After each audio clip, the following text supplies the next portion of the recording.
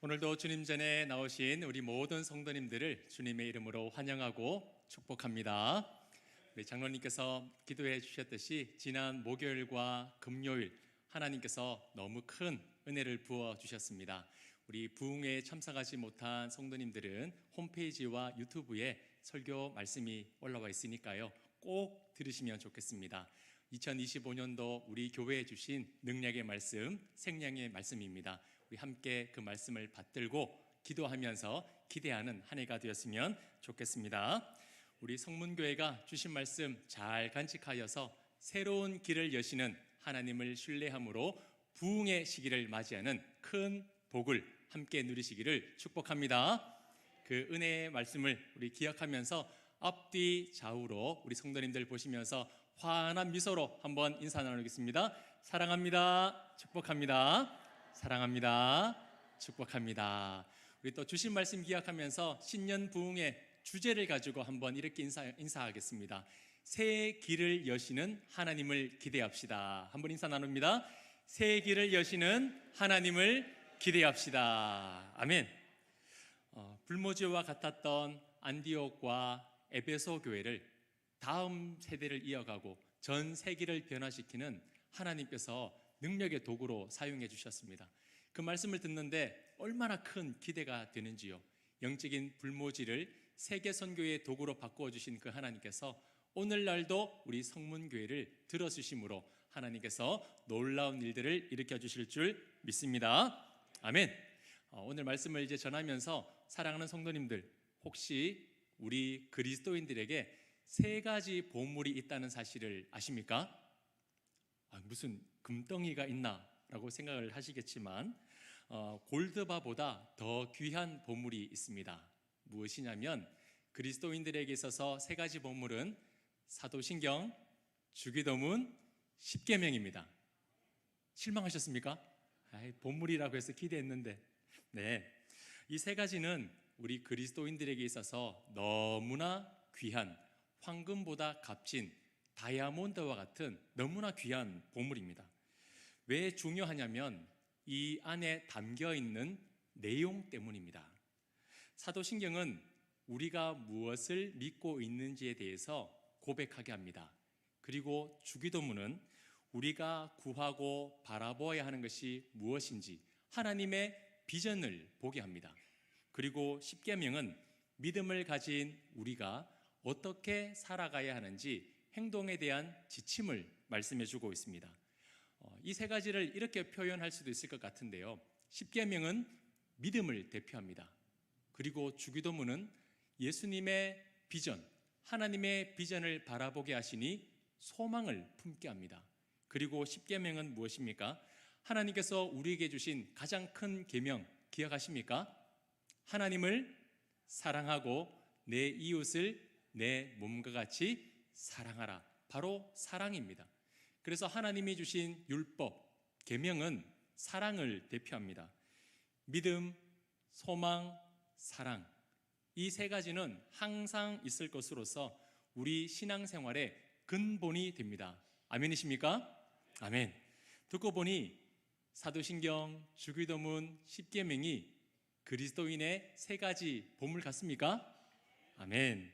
제가 아쉽게도 우리 성도님들에게 골드바나 비트코인 하나씩은 못 드리지만 주님께서 주신, 우리에게 허락하신 이 세 가지 보물 중에 사도신경의 보물을 이제 우리 성도님들에게 들려드리고자 합니다. 기대가 되십니까? 네, 우리 모든 성도님들 한 분도 놓치지 마시고 이제부터 진행되는 사도신경 말씀을 통해서 주님 주신 보물을 다 캐내어 가시기를 주님의 이름으로 축복합니다. 아멘. 우리 교회는 예배를 시작하면서 사도신경을 고백합니다. 그런데 특정 지을 수는 없지만 교단과 교회에 따라서 사도신경을 고백하지 않는 교회들이 더러 있습니다. 왜냐하면 주기도문과 십계명은 성경 말씀에 그대로 기록되어 있지만 사도신경의 전문은 성경 그 어디에도 기록되어 있지 않기 때문입니다. 성경만이 신앙의 삶의 유일한 권위라고 믿으면서 사람이 임의로 만든 것은 공적인 예배 시간에 고백할 필요가 없다 없다라고 생각해서 고백하지 않는 교회들이 있습니다. 그러나 적어도 우리 대한예수교 장로회 합동 측에 속한 교회는 모든 교회들이 대부분 사도신경을 공적인 예배 시간에 고백을 합니다. 왜냐하면 비록 그 전문은 성경에 기록되어 있지 않지만 그 안에 담겨 있는 모든 내용은 사도들의 가르침과 그 사도들의 신앙 고백과 일치하기 때문입니다. 조금의 다름이 아니라 완벽하게 일치합니다. 제가 지난주 이음예배 시간에 말씀을 드렸지만 이미 AD 500년 이후부터 초대교회에서는 사도신경, 주기도문, 십계명을 가지고 성도들의 신앙을 교육했습니다. 그만큼 우리의 믿음 생활에 있어서 이 세 가지는 없어서는 안 될 가장 중요한 요소라는 겁니다. 자, 그렇다면 사도신경이라고 부르는데 이 신경이 무슨 뜻이냐면 쉽게 풀어보면 이렇습니다. 기독교인이 믿어야 할 신앙의 핵심적인 글을 신경이라 그러고 기독교인이 믿어야 할 핵심적인 그런 맥락이나 내용을 신조라고 합니다. 신경이나 신조나 같은 말입니다. 그래서 사도, 신조, 사도, 신경 같은 말입니다. 2세기 이 신조는 교부들에 따라서 다양한 말로 불려졌습니다. 진리의 기준이다, 교회의 기준이다, 신앙의 기준이다. 사랑하는 성도님들, 우리 그리스도인들에게 있어서 절대적인 진리는 무엇입니까? 뭐죠? 성경입니다. 절대적인 진리, 절대적인 기준은 성경입니다. 다시 말해서 이 사도신경은 교회의 기준, 그리고 신앙의 기준, 진리의 기준이 되는 성경 위에 세워진 고백이기 때문에 오직 성경 위에 사도신경은 세워졌다라는 겁니다. 자, 그렇다면 우리 성도님들, 사도신경은 언제 만들어졌는지 아십니까? 우리가 매 예배 시간에 고백하고 있지만 이 사도신경은 생각보다 아주 오래전에 만들어진 고백문입니다. 사도신경의 모체는요, 놀랍게도 AD 170년경에 로마 교회로부터 사용되어졌던 신조로 시작되고 있습니다. 로마 교회에서는 당시 세례받는 사람들에게 삼위 하나님은 어떤 분이신지에 대해서 묻고 답하는 그런 문답의 내용을 가르쳤는데 이런 질문을 했습니다. 당신은 전능하신 아버지 되시는 하나님을 믿습니까? 당신은 성령으로 동정녀 마리아에게 나시고 본디오 빌라도의 치하에서 십자가에 달려 돌아가신 후 3일 만에 죽은 자 가운데서 다시 살아나사 하늘에 오르고 아버지 우편에 앉아 계시다가 산자와 죽은 자를 심판하러 다시 오실 하나님의 아들 예수 그리스도를 믿습니까? 당신은 성령과 거룩한 교회의 몸의 부활을 믿습니까? 로마 교회는 세례를 베풀 때 이 삼위 하나님과 부활에 대한 신앙을 물었습니다. 그리고 그 질문을 들은 사람은 네, 믿습니다 라는 신앙의 고백과 확답을 받은 이후에 세례를 베풀었습니다. 나이가 되었다고, 교회 오래 다녔다고, 봉사 열심히 한다고 해서 막 세례를 주는 것이 아니라 삼위 하나님에 대한 질문을 하고 그의 대답을 듣고 그의 신앙을 확인한 이후에야 비로소 세례를 베풀었다라는 겁니다. 2세기에는 이렇게 문답의 형식이었습니다. 그러다가 4세기로 넘어가면서 이 변화가 생겼는데요. 내용은 조금 달라졌지만 문답의 형식에서 지금 우리가 고백하는 선언식으로 바뀌게 되었습니다. 그리고 AD 750년에는 지금 우리가 고백하고 있는 이 신조문으로 확정이 되었습니다. 그래서 우리가 고백하고 있는 이 사도신경은 AD 750년에 확정되어져서 그 이후로부터 교회는 고백하고 있다라는 겁니다. 자, 보십시오. 사도신경은 어느 날 갑자기 만들어진 게 아닙니다. 갑작스럽게 만들자, 우리가 해보자라고 해서 된 것이 아닙니다. 지금부터 1800년 이전에 교회는 사도들의 가르침을 지켜내기 위해서 그들의 신앙을 본받기 위해서 고백문을 만들었습니다. 그리고 1500년의 세월이 지나는 동안 교회들은 사도들의 신경, 이 신조를 함께 고백해 왔습니다. 1500년 동안 고백되어진 신앙 고백문입니다. 제가 왜 역사에 대해서 서두에 이렇게 말씀을 드리냐면 이 사도신경은 전혀 의심할 필요도 없이 우리가 그대로 받아들여도 되는 하나님에 대한 믿음의 고백문이라는 겁니다. 절대 잘못된 것이 아니에요. 오히려 이 사도신경은 우리가 믿는 것이 무언지에 대해서 정확하게 알려주는 신앙 지침서가 된다는 것입니다. 자, 그렇다면 이 사도신경에는 어떤 내용이 있길래 우리가 고백하고 있으며 이 설교 시간을 통해서 배워야 하기까지 하겠습니까? 사도신경 안에는 우리가 믿어야 하는 대상과 내용에 대해서 기록되어 있습니다. 우리 성도님들, 제가 퀴즈를 하나 내겠는데요. 사도신경 안에는 믿는다라는 고백이 몇 번 나오는지 아십니까?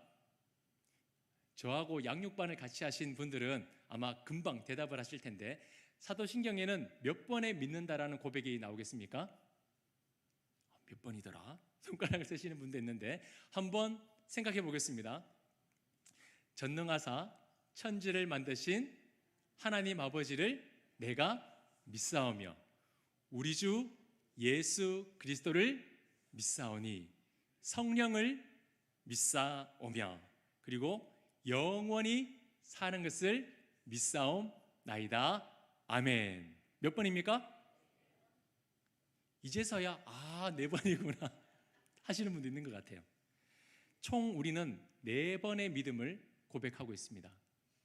자, 우리 성도님들 예배 드릴 때마다 사도신경을 고백하면서 내가 무엇을 믿는지 의식하면서 고백하셨습니까? 아니면 순서상 해왔기 때문에 그대로 읽어내는 그런 고백문이었습니까? 이제 오늘부터 우리는 사도신경을 고백할 때에 의식이 달라지기를 소망합니다. 순서이기 때문에 그냥 암송했던 글귀이기 때문에 그것이 아니라 내가 믿는 바가 무엇인지에 대해서 정확하게 믿음으로 고백하는 것이 사도신경이라는 것을 기억하시고 이제 예배 때마다 고백할 수 있으면 좋겠습니다. 왜냐하면 이 1분 만에 끝나는 이 짧은 고백문을 지켜내기 위해서 앞선 믿음의 선진들 중에서는 사자밥이 되기도 했었고 십자가에 달려 죽기까지 했으며 그들은 때로는 평안했던 삶의 모든 터전을 떠나버려야 했기 때문입니다. 이 짧은 신앙의 고백문과 믿음을 지켜내기 위해서 수많은 사람들의 희생이 있었다라는 겁니다. 2000년 기독교 역사 속에서 하나님께서 선물로 주신 이 믿음의 고백이 얼마나 가치 있는지 우리가 함께 살펴보고 은혜 받는 시간이 될 수 있기를 간절히 소망합니다. 아멘. 자, 그러면 이제 사도신경의 개요에 대해서 말씀해 드렸고 오늘은 첫 번째 고백문에 대해서 이제 함께 말씀을 나누려고 합니다. 사도신경의 첫 번째 고백이 무엇입니까? 전능하사 천지를 만드신 하나님 아버지를 내가 믿사오며. 자, 최소한 이 자리에 있는 모든 성도님들은 하나님을 믿습니다. 예수님을 믿습니다. 고백하실 겁니다. 자, 그러면 제가 질문을 드리겠습니다. 우리 성도님들은 어떤 하나님과 예수님을 믿으십니까? 이야, 바로 대답이 딱 나오시네요. 1초 만에. 센스가 있으십니다. 보통 나는 하나님을 믿습니다. 예수님을 믿습니다. 우리는 고백을 하지만 어떤 하나님을 믿으십니까? 어떤 예수님을 믿으십니까? 라고 질문을 한다면 그에 대한 대답이 준비되어 있으십니까? 나는 이런 하나님을 믿습니다. 나는 이런 예수님을 믿습니다. 고민하지 않고 곧바로 대답하실 수가 있습니까? 이 질문에 대한 답을 굳이 머리 아파서 생각하실 필요가 없습니다. 이미 우리는 수십 년 동안 어떤 하나님을 믿는지, 어떤 예수 그리스도를 믿는지 고백해 왔습니다. 이 사도신경을 통해서요. 단 깊이 생각하지 않았을 뿐입니다. 사랑하는 성도님들, 믿음 생활에 있어서 중요한 요소들이 몇 가지가 있습니다. 그 중에서도 가장 중요한 게 무엇이냐면 믿음의 대상에 대해서 아는 겁니다. 믿음의 대상이 누구인지, 어떤 대상을 내가 믿고 있는지를 알아야 올바른 믿음으로 그분을 믿고 섬길 수가 있는 겁니다. 하나님께서 호세아 선지자에게 이렇게 책망하셨습니다. 호세아 4장 6절에 내 백성이 무엇이 없어서 망했다고요?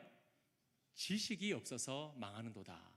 하나님에 대한 아는 지식이 없어서, 하나님에 대해서 오해하고 하나님을 잘못 섬기다 보니까 결국 그들의 백성과 이스라엘은 멸망하게 되었다라는 겁니다. 믿음의 대상에 대해서 바로 알지 못하고 오해하게 되면요, 시간이 지나면 지날수록 이리 갔다 저리 갔다 신앙이 흔들립니다. 그리고 흔들리다 보면 내가 원하고 바라고 꿈꾸는 나만의 신을 내가 만들어 버립니다. 내가 생각하는 신, 내가 원하는 신, 내가 기도하면 내가 원하는 것 만들어주는 그런 신을 내가 만들어서 섬기게 된다라는 겁니다. 그러나 우리는 내가 만들어내는 신이 아니라 성경에서 말씀하고 있는 하나님을 믿습니다. 그 하나님이 누구신지 이제 우리가 함께 살펴볼 건데요. 그렇다면 우리는 어떤 하나님을 믿고 있을까요? 첫 번째 고백에서 나오는 부분입니다. 전능하신 하나님을 믿습니다. 우리 사랑하는 성도님들, 전능하신 하나님을 믿으십니까? 아멘. 그러면 이 전능하다라는 뜻이 무엇일까요? 이미 우리는 어감상 다 알고 있습니다. 어떤 일에 대해서 불가능이 전혀 없는 모든 것을 다 해낼 수 있는 능력이 전능이라는 뜻입니다. 다시 말해서 하나님은 불가능이 없는 모든 것을 가능하게 하시는 능력 있는 분이라는 겁니다. 자, 이 말에 전제 조건이 있습니다. 하나님을 신적인 존재로 인정한다는 거예요. 신적인 존재로 인정하는 것. 자, 1981년에 영국에서 종교를 조사했습니다. 그때 인구의 4분의 3이 하나님을 믿는다라고 응답했습니다. 1980년도에요. 그로부터 40년이 지난 2022년에 영국에서 세계 가치관을 조사했는데 그 중에 신을 믿는다라고 응답하는 사람, 하나님이 아닙니다. 신이 있다고 인정한다는 사람이 38%였고 신의 존재를 믿지 않는다고 응답한 사람이 43%, 신의 존재가 있는지 없는지 잘 모르겠다라고 말한 사람이 19%였습니다. 그나마 신의 존재가 있다라고 응답한 38%는 성공회, 천주교, 기독교 다 포함된 겁니다.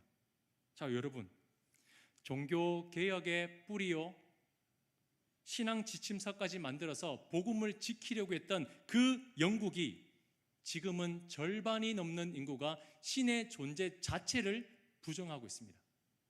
자, 우리나라의 상황은 어떤지 한번 볼까요?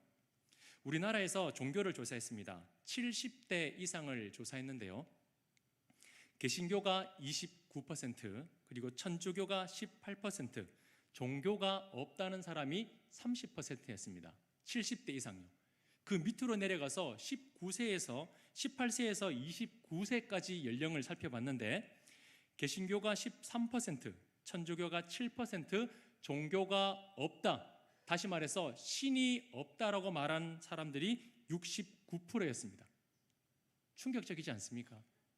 그나마 연로하신, 연령대가 높아지면 높아질수록 그래도 신은 있다라고 하면서 개신교의 확률이 높습니다. 하지만 우리 다음 세대로 넘어가면서 하나님뿐만 아니라 신적인 존재가 없다라고 믿는 사람들이 훨씬 더 많다라는 거예요. 아예 신 존재 자체를 거부하는 현상이 뚜렷해지고 있습니다. 이 통계상으로 본다면 시간이 지나면 지날수록 우리 다음 세대들은 무신론자들이 더 많아지게 된다는 거죠. 우리는 이런 현실을 마주하며 살아가고 있습니다. 왜 다음 세대가 교회를 떠나가고 있는가? 왜 다음 세대는 고3 수능 시험을 치고 대학교 입학하는 동시에 믿음을 버리고 있는가? 한번 깊이 생각해 봐야 합니다. 교회에 나와서 무엇을 듣고 무엇을 믿고 있는가? 최소한 18년, 19년 동안 모태신앙으로 자라 예수님과 하나님에 대한 말씀을 들었음에도 불구하고 그들이 20살이 되어서 부모 곁을 떠나는 순간, 독립하는 순간 그들의 믿음으로부터도 독립해버리는 일들이 더 많아지고 있다라는 겁니다. 점차 마지막 때가 다가오고 있습니다. 이런 현실과 상황 가운데에서도 그러나 여전히 이 자리에 있는 성도님들은 신이 있다는 쪽에 속한 사람들입니다. 그리고 신 중에서도 오직 유일하신 하나님만이 참된 신이라는 것을 믿고 계시는 분들이십니다. 통계상으로 보십시오. 우리가 하나님을 유일신으로 믿고 섬기고 있다는 것은 우연하게 내가 그냥 한번 믿어보자 라고 해서 된 것이 아니라 하나님의 계획과 은혜가 아니고서는 불가능하다는 사실을 인정하시길 바랍니다. 하나님께서 선물로 주시지 않았다면, 하나님께서 나를 선택하셔서 은혜를 베푸시지 않았다면 나도 여전히 신이 없다는 쪽으로 서며 살아가는 인생이었을지도 모른다는 겁니다. 자, 두 번째로 전능하신 하나님을 믿는다는 것은요, 하나님은 이 세상의 모든 것을 뛰어넘는 무한하신 분이라는 것을 인정하는 겁니다. 신이다라는 것을 넘어서 하나님만이 모든 것을 가능하게 하시는 무한하신 능력자라는 것을 인정하는 거예요. 자, 오늘 본문을 보시면 하나님께서 아브람을 찾아가셔서 스스로를 나는 전능한 하나님이라고 말씀하셨습니다. 전능한 하나님. 하나님께서는 99세의 아브람과 90세의 사라를 찾아가셔서 내년 이맘때에 아들을 낳게 될 것이다 라고 약속해 주셨습니다. 이 말을 들은 사라는 속으로 웃었습니다. 아니, 내가 지금 나이가 90이고 경수까지 끊어져서 생명을 잉태할 수도 낳을 수도 없는 상황인데, 아이고 놀려도 그런 놀림이 없지, 이 몸으로 어떻게 내가 지금 자녀를 생산할 수 있다는 건가? 사라가 속으로 픽 하고 웃었습니다. 그런데 어떻게 되었습니까? 아브라함이 100세가 되고 사라가 91세가 되었을 때에 하나님의 약속대로 그의 몸에서 이삭이 탄생했습니다. 본문에서 스스로 말씀하신 이 전능자라는 칭호는요, 히브리어로 샤다이라는 말입니다. 샤다이. 이 샤다이는 전능자로서 모든 것을 충족하게 하시고 가능하게 하시는 능력자라는 겁니다. 상상을 뒤집어 버리고 한계를 뛰어넘어 버리는 그 능력자라는 겁니다. 몸이 노쇠해서 모든 생식 기능을 잃어버린 그 몸을 통하여 하나님께서 구원의 약속을 이루어 주신 것처럼 우리의 생각과 한계를 뛰어넘는 그 하나님은 전능자 샤다이로서 모든 것을 가능하게 하시는 능력자 되님을 스스로 선포하셨다는 거예요. 성도님들, 성경에는요, 하나님에 대한 다양한 칭호가 나옵니다. 제가 칭호라고 사용하는 이유가 있습니다. 그 말이 무엇이냐면, 당시 히브리인들은 하나님에 대한 이름을 이야기할 때에 감히 그 이름이 너무 거룩해서 그 입으로 담아낼 수가 없었습니다. 그리고 하나님의 이름을 기록할 때에 그 이름이 너무나 영광스러워서 하나님의 이름을 기록할 수가 없었어요. 그래서 원래의 하나님 이름 대신에 다른 칭호를 말하고 기록하기 시작했습니다. 그러다 보니까 어떻게 되었는가? 원래의 하나님의 이름이 어떠한 기록에도 남아있지 않습니다. 잃어버렸다는 거예요. 담아내지 못하고 기록되지 않다 보니까 중간에 소실되어 버렸습니다. 그래서 원래 하나님의 이름은 알지 못합니다. 대신에 하나님의 원래 이름을 대신해서 사용하는 칭호들이 성경에 기록되어 있다라는 거예요. 그 칭호 중에 하나가 방금 전에 말씀드린 샤다이, 전능하신 하나님이라는 겁니다. 자, 그리고 우리가 가장 흔하게 알고 있고 고백하고 있는 여호와, 여호와. 출애굽기 3장 14절 말씀인데요, 우리가 함께 화면을 보면서 함께 읽겠습니다. 시작. 하나님이 모세에게 이르시되 나는 스스로 있는 자이니라. 제가 그래서 읽어드리면, 또 이르시되 너는 이스라엘 자손에게 이같이 이르기를 스스로 있는 자가 나를 너희에게 보내셨다 하라. 아멘. 여기서 하나님은 스스로 있는 자라고 하면서 여호와라는 말을 하고 계십니다. 나는 여호와다. 나는 스스로 있는 자다. 여호와는 하나님의 고유한 이름으로 사용되고 있고, 이 여호와라는 단어는 그 누구에게로부터 창조된 것이 아니라 이미 스스로 계시는 신을 나타낼 때 사용되는 단어입니다. 그리고 그 스스로 계신 신은 영원 불변하셔서 어떠한 경우에도 바뀌거나 변하지 아니하시고 한 번 하신 약속을 끝까지 이루시는 신실한 하나님을 나타낼 때에 여호와라는 말을 쓰는 겁니다. 자, 그리고 엘로힘 들어보셨습니까? 엘로힘. 신명기 10장 17절에 이렇게 말씀합니다. 너희의 하나님, 이 하나님이 엘로힘입니다. 너희의 하나님 여호와는 신 가운데 신이시며 주 가운데 주시요 크고 능하시며 두려우신 하나님 엘로힘이시라. 모세가 첫 번째 이 십계명 돌판을 화가 나서 깨뜨려 버렸습니다. 그리고 하나님께서 두 번째 모세를 부르셔서 다시 계명을 주시는데 그때 스스로 말씀하시기를 나는 엘로힘이다 라고 말씀하고 계시는 거예요. 이 엘로힘은 창조주가 되시며 주권자로서 통치자가 되시는 권능과 위엄을 말씀하고 있는 겁니다. 자, 그러면 이 신명기 10장 17절에는 하나님의 칭호가 두 번 연속해서 사용되고 있죠. 엘로힘, 여호와. 자, 이 말은 어떤 의미일까요? 한번 붙여서 생각해 보시죠. 엘로힘, 여호와.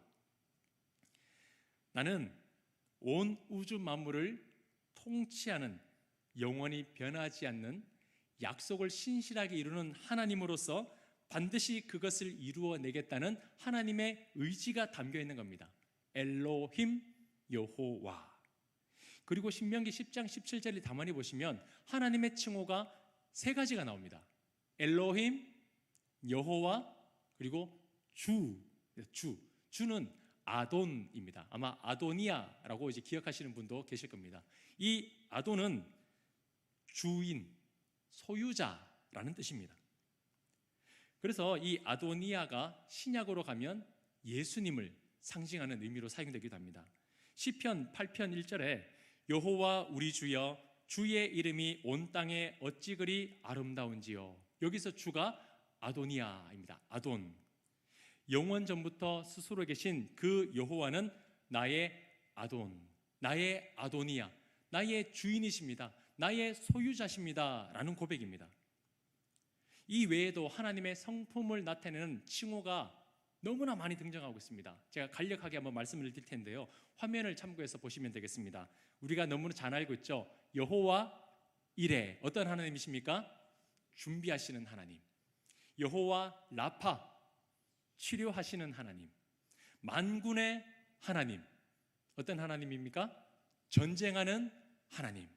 여호와 니시, 어떤 하나님입니까? 승리하는 하나님. 여호와 샬롬, 평강의 하나님. 여호와 삼마, 거기 계시는 하나님. 아마 한 번쯤 다 들어보셨을 겁니다. 하나님에 대한 칭호가 성경 여러 군데 기록됨으로써 하나님이 어떤 분인지에 대해서 스스로 나타내기도 하시고 믿는 자들로 하여금 고백되기도 하셨습니다. 사랑하는 성도님들, 우리가 하나님을 믿고 있때 어떤 하나님이심을 알고 믿어야 됩니다. 우리의 하나님이 어떤 존재시며 어떠한 성품을 가지고 계시며 어떤 능력이 있다는 것을 알고 믿어야 된다는 겁니다. 하나님은 수많은 신 중에 하나가 아니에요. 여러 신들 중에 하나가 아닙니다. 오직 유일하신 신이십니다. 유일하시며 온 세상 우주 만물을 창조하시고 다스리시는 영광과 권능받기에 합당하신 분이 바로 우리 하나님이라는 사실입니다. 우리가 믿는 하나님은 샤다이, 전능자이십니다. 여호와, 스스로 계시며 영원 불변하신 분이십니다. 엘로힘, 창조주시며 온 우주를 통치하시는 권능자이십니다. 그리고 아도나이, 우리의 주인이시며 소유자가 되십니다.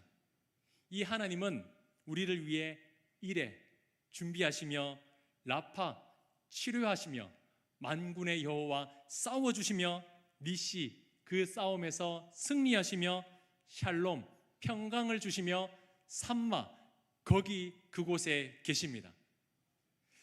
하나님은 이런 분으로서 우리를 위해 존재하고 계십니다.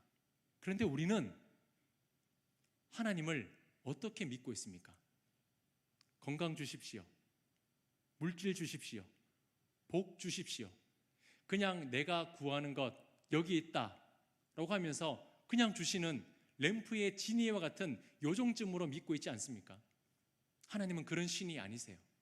하나님은 내가 원하는 대로 만들어지는 신이 아니라 하나님은 스스로 계셔서 온 우주 만물을 창조하시는 여호와 하나님이라는 것입니다. 태양과 산과 나무와 바위는 모두 하나님께서 만들어 놓으신 피조물입니다. 그것들은 스스로 존재하지도 않았고 그것들은 스스로 권능을 나타낼 능력이 없습니다. 그렇기에 그것 앞에서 비는 행하는 것은 우상 숭배입니다. 그것들은 우상입니다. 어떤 능력도 없다라는 거예요. 제가 오늘 말씀을 준비하면서 생각나는 한 분이 계셨습니다. 어떤 분이냐면 고 박길용 성도님입니다. 아마 우리 성도님들 중에서는 기억하고 계시는 분도 계실 텐데요. 박길용 성도님은 2023년 11월 말에 폐암 말기 판정을 받으셨습니다. 그 이후로 친구 되시는 우리 집사님의 인도를 받아서 작년에 우리 성문교회를 처음으로 교회에 나오셔서 신앙생활을 하셨습니다. 말기 판정을 받으신 이후라 시간이 지나면 지날수록 몸이 계속해서 좋아지지 않으셨습니다. 제가 강대상에서 배웠을 때 4층 사무실에서 배를 움켜잡고 예배 드리시던 모습이 지금도 눈에 선합니다.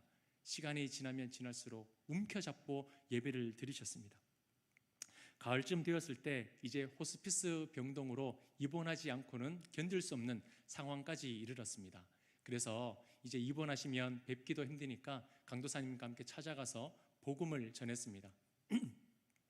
복음을 전한 뒤에 들려오는 감사한 소식은 우리 인도하신 집사님과 함께 사도신경을 외우고 계신다라는 거예요.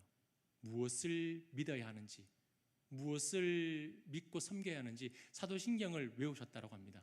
비록 끝까지 다 외우시지는 않았지만 떠듬떠듬 사도신경을 외우고 있다는 사실을 제가 듣고는 다시 재방문했습니다. 재방문해서 짧은 시간이었지만 사도신경 처음부터 마지막까지 우리 박길용 성도님이 지금 믿고 있는 그 하나님이 누구신지, 예수님이 누구신지, 성령님이 누구신지, 그 삼위 하나님을 통하여 우리 박길용 성도님에게 어떠한 일이 일어나는지 짧은 시간이지만 복음을 전했습니다.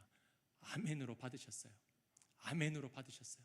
그리고 그 아멘의 확답을 받은 후에 가정에서 세례를 베풀었습니다.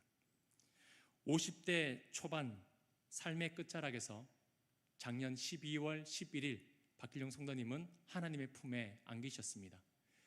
50세의 너무 이른 나이에 삶의 끝자락으로 향해 달려가는 그 순간이 어떠했겠습니까? 저는 감히 상상하지 못하겠습니다. 내 생명이 꺼져간다라는 느낌이 어떤 건지 저는 감히 상상할 수가 없습니다.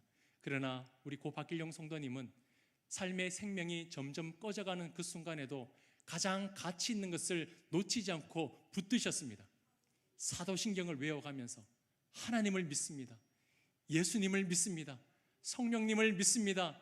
하나님을 통하여 내 육신은 병들어가고 썩어질지언정 나는 육신의 부활을 통하여 영원한 구원을 얻게 될 것입니다.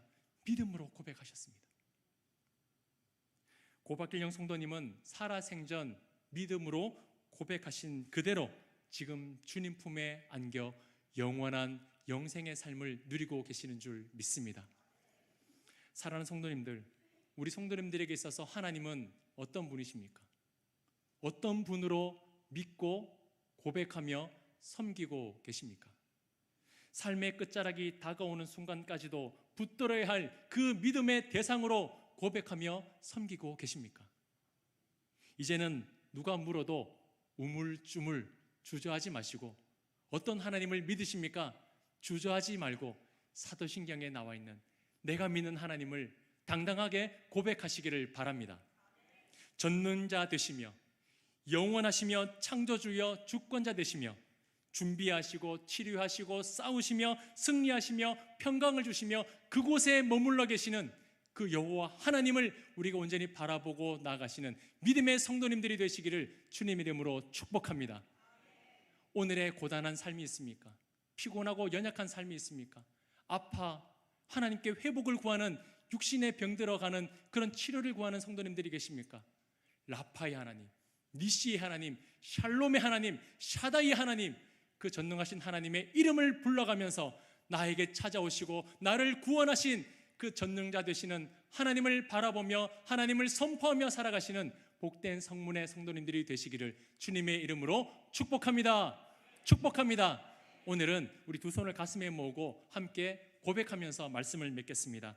우리 화면에 나와 있는 대로 이렇게 한번 선포합니다. 나는 전능하신 하나님을 믿습니다. 고백합니다. 나는 전능하신 하나님을 믿습니다. 다시 고백합니다. 나는 전능하신 하나님을 믿습니다.